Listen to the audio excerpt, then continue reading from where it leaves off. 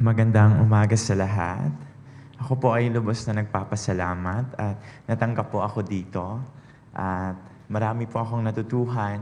At hindi lang po ako ang makikinabang dito bagkos ang aking mga estudyante na sa sekundarya. At isa pong magandang oportunidad ito para matuto. At kay Sir naman, kay Sir kanina, pag-iitingin po namin ang aming gulayan sa paaralan. Para po dyan na-inspire po kami sa iyo, sir. Okay, so sa aking ibibigay sa inyo ay ang aking pananaliksik na sa likod ng paniniwalang bayan, isang metacritical na pagsusuri sa mga akademikong pagbasa ng aswang. Kasama ko po dito ang aking profesor na si Ginang Lita A. Bacalia. Ang aswang ay ayon kay Ramos ay may 5 anyo ng mga 5 anyo ang aswang. Ito ay ang vampire, viscera sucker, were-dog, the witch, and the gal. So sa aking pananaliksik, kasama pala, kabilang pala dito yung mga manananggal, yung mga nahahati ang katawan, yung mga balbal, yung mga tiktik, ay kasama pala sa matatawag nating aswang. So hitik sa yamang panitikan ang Pilipinas. Kabilang na sa iba't ibang paniniwala dito ang aswang. Sa kulturang Pilipino, gumagala sa isipan, sa imahinasyon, at sa naratibo ang karanasang panlipunan ng mga mamamayan. Naniniwala ang mga tao sa aswang, ngunit nagkakaiba ito ayon sa henerasyon at lugar na pinagmulan nito. At ayon naman kay Eckhart, maaaring magkasulungat ang mga ito sa paglalarawan, ngunit nagtataglay naman ang lahat ng katangian na maaaring maihambing sa aswang. So sa aswang dito sa Cebu at aswang doon sa amin ay halos magkakaiba, pero may mga pagkakatulad naman.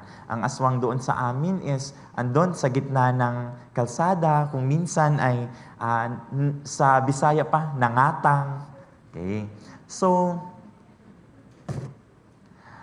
napapakita, ayon kay Pertiera, ang aswang ay napapakita ng isang hanay ng mga ideya at imahe na umiiral sa iba't ibang komunidad sa Pilipinas. Ayon naman kay Nado, katawagan sa ibang grupong etniko para sa mga nilalang na kahawig ng aswang. At ayon naman kay Delante, ang aswang ay ginagamit upang ilarawan ang mga anyo ng pang-aapi, dominasyon at karahasang umiiral sa lipunan. So sa mga iyon, dito na yung mananaliksik na ang daming pagpapakahulugan sa aswang. Kaya ito yung pinagtuunan ko ng pansin. Ano nga ba ang tunay na aswang? Ano nga ba ang kanyang representasyon? Ano nga ba ang kanyang tunay na mukha? Kaya, okay.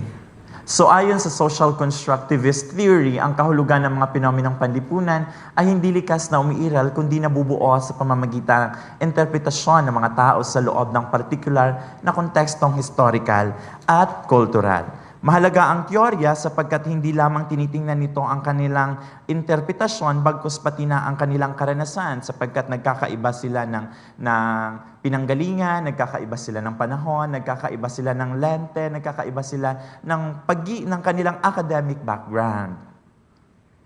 Okay? Pasensya po. Okay. So ngayon, neto yung aking eskema ng pag-aaral. Mula kay na pinag-aralan ko, sina Pertiera, Lim, Nado, Quintos, Delante, sila yung sinuri ko, hanggang sa makabuo tayo ng isang pag-unawa sa kontekstong aswang ng kulturang Pilipino. Okay, so layunin ng aking pag-aaral ay ang masuri ang kanilang lente, matukoy ang mga pananaw na humuhubog sa kanilang pagbasa sa aswang, at mataya ang kalakasan at limitasyon ng kanilang pag-aaral upang ako ay makabuo ng isang pag-unawa sa kontekstong aswang ng kulturang Pilipino. Ito ay nakaangkla sa SDG 4, SDG 5, SDG 10 at SDG 16. Sa quality education, magpapalakas ito sa pag-unawa sa kulturang aswang. At sa gender equality naman, ito ay pag-unawa natin na halos lahat kapag sinabing aswang, babae na kaagad. Halimbawa, yung Corazon, ang unang aswang, babae.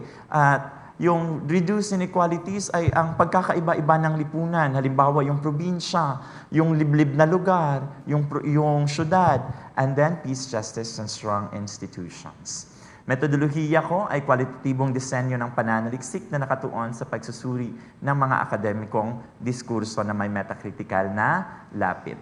At ito yung bumuo ako ng isang inclusion criteria Makita ang ilang akademiko, theoretical at discursal.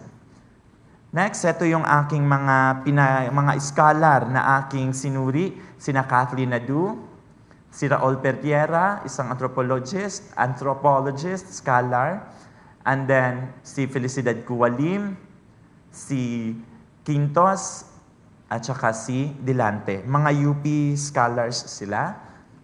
At narito ang aking natuklasan. Sa unang talahan na yan, ipinakita ang iba't ibang theoretical na lente na ginamit ng mga scholar.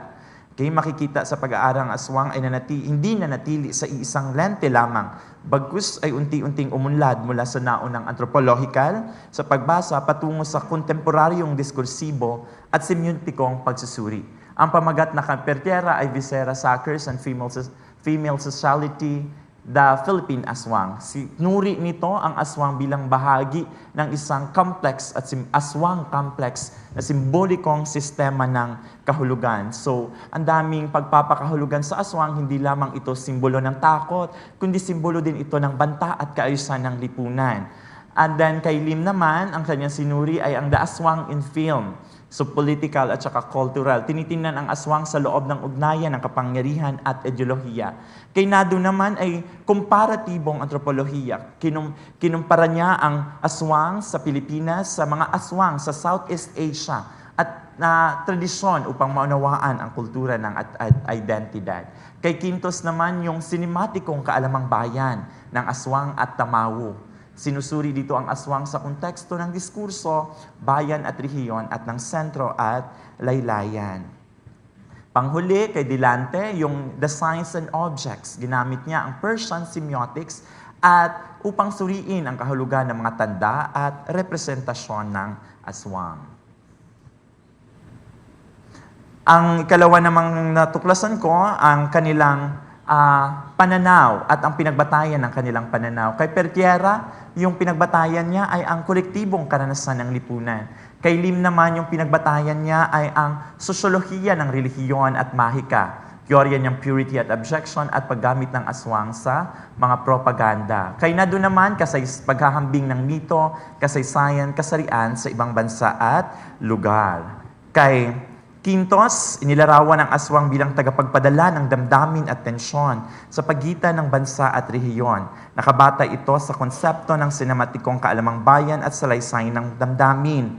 Sa ganitong pananaw, ang aswang ay nagiging daluyan ng kolektibong emosyon, agam-agam at panlipunang tensyon, lalo na sa ugnayan ng sentro at talakayan. Sa kay Delante naman, ang aswang ay tanda ng kumakatawan sa malalim na realidad ng lipunan. Sa pamamagitan ng semiotiko at critical na analysis, ipinapakita niya na ang aswang ay hindi lamang isang figura ng takot, kundi simbolo din ng mga umiiral na suliraning panlipunan gaya ng panlilinlang, pang-aapi at karahasan. Okay. Sa kabuuan, makikita na ang aswang ay hindi nanatili sa isang kahulugan, sa halip patuloy itong binibigyang saysay bilang produkto ng takot, identidad, damdamin at karanasang panlipunan. Next naman ay lumapit tayo sa metacritical na lapit, yung kalakasan at limitasyon ng kanilang pag-aaral. Ang ikatlong talahan na yan ay nakatuon sa kalakasan at limitasyon ng bawat pag-aaral. Sa bahaging ito, mahalagang linawin na hindi layunin ng pag-aaral na pabulaanan ang mga naunang iskalar. Sa halip, sinusuri dito ang mga ambag at limitasyon ng kanilang mga ginamit na balangkas sa pag-unawa sa aswang. Kay Pertiera, inalatag niya ang aswang complex na malinaw na ekstruktura ng paniniwalang sa aswang. Ngunit makikita sa limitasyon ng kanyang pag-aaral na ang pangkahalata nito bilang aswang ay naglalabo ang lokal na pagkakaiba ng mga aswang. Kay Lim naman, nakatuon ang representasyon sa pelikula, ngunit kanyang ambag sa kritikal na pagbasa sa aswang bilang ideolohikal na konstruksyon ng kapangyarihan. Ipinakita niya kung paano nagagamit ang aswang bilang simbolikong instrumento ng takot, kontrol at marginalisasyon. Ibinigay na halimbawa ni Lim ang isang matandang babae na dati ay may kaugnayan sa mga bata. Ngunit ngayon ay tinitingnan na ang isang matandang babae bilang banta. Okay. Gayunpaman, pangunahing nakatuon ang kanyang pagsusuri sa representasyon ng aswang sa pelikula. Kaya hindi nito ganap na nasasaklaw ang iba pang dimensyon ng aswang bilang buhay at aktwal na paniniwalang bayan. Kaya na doon naman, napapalitan ang lalim ng lawak, naiiwan ang lokal na detalye at dinamika ng paniniwalang bayan. Kay Quintos naman ay hindi ito parang pero ito ay nanatiling limitado ang pag-aaral sa representasyonal na antas, particular sa sinematikong konteksto.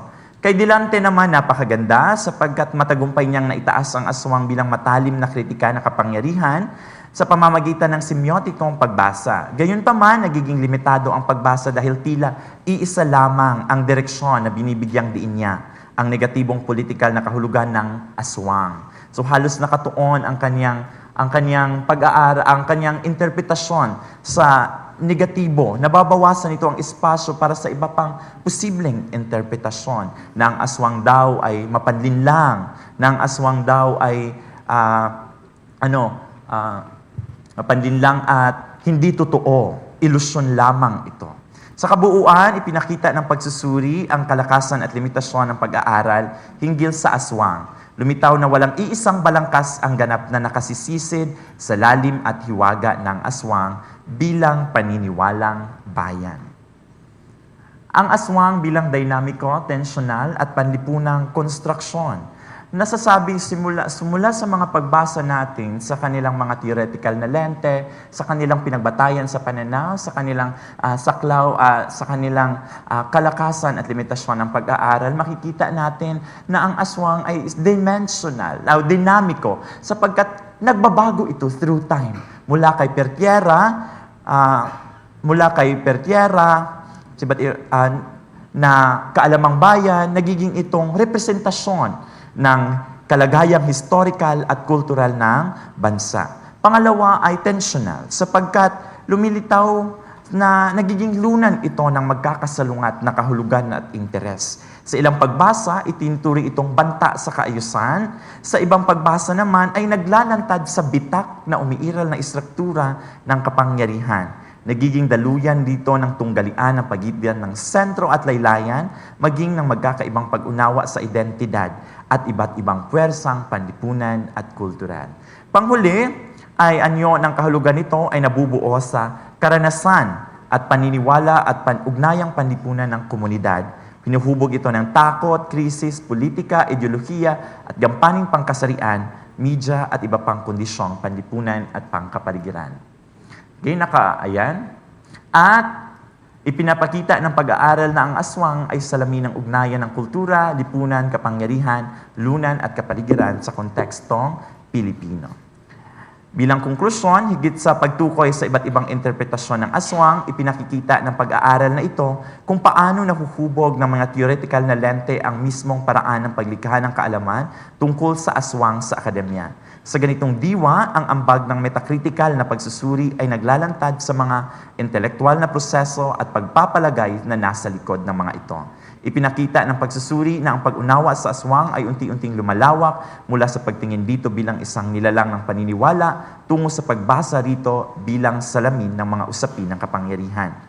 Ang aswang ay hindi lamang nagiging paksa sa pagsusuri, kundi isang mahalagang lente sa pag-unawa natin sa lipunan at kulturang Pilipino. At bago ko lisanin ang entabladong ito, isang na sana ay makita natin kung ano ang totoong mukha ng aswang sa ating kapaligiran. Maraming salamat po.